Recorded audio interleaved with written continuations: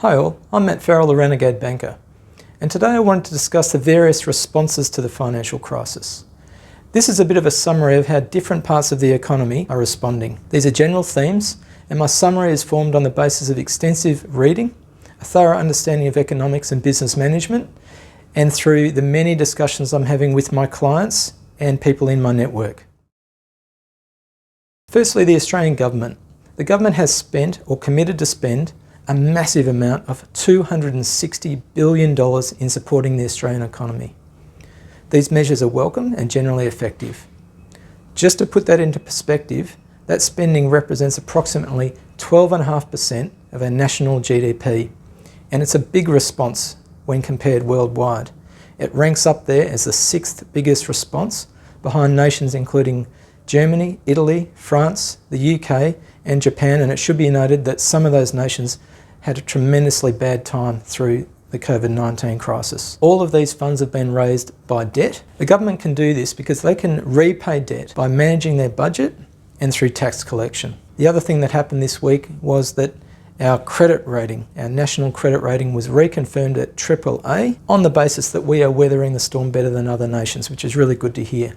But the government does have some tough decisions to make around the support measures, whether they are stopped, they are refocused, or tapered off, or continued.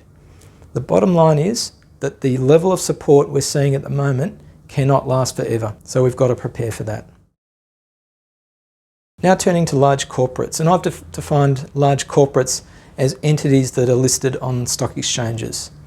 Now their responses have echoed the response that we saw during the last major financial crisis, the GFC. Since March, these businesses have raised a staggering $8 billion from investors.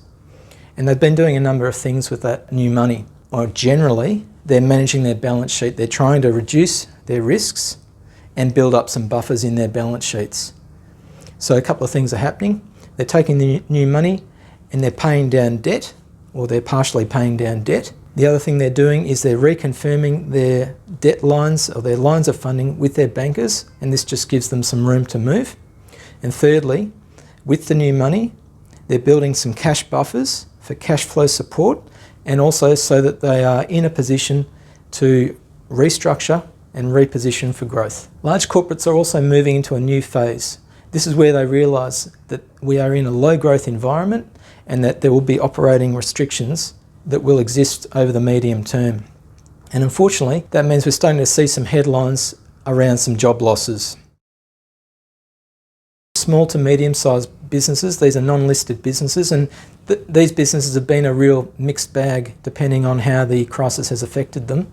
These are the themes or the general responses that I've noticed. One is that they are fully utilising the JobKeeper program and taking advantage of that as a way of buying some time so that they can plan and make some decisions. The other thing is that some businesses are selling unutilised assets, so this could be trucks, vehicles, stock, anything that isn't actually being put to good use. And these businesses are also both raising debt and repaying debt. So where possible, these businesses are repaying debt to reduce their debt obligations and interest expense, and then others are attempting to either reconfirm their debt lines, that they've got some flexibility, or they're trying to raise some debt, which will be money which will bridge them to later in the year or early next year.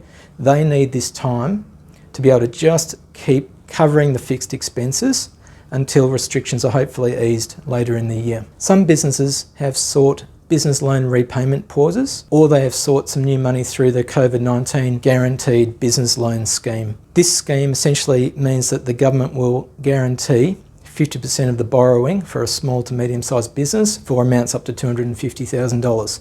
But one criticism that I have heard about the scheme is that some banks have taken too long to get their head around the scheme and to start implementing it and pushing some money out into the business community, into borrowers. Some of the newer banks have been a little quicker to respond, a little more flexible, and this has been really helpful for business clients so they can just keep moving, keep finding some time and space for their planning purposes. Now, some of these businesses have also moved into the phase of restructuring and making sure that their business is set right for the current environment. But there's also signs that some businesses are not acting. They're not using the time well to restructure and reposition themselves, which could mean that they'll find themselves a bit wrong-footed later in the year, unfortunately. Now turning to households.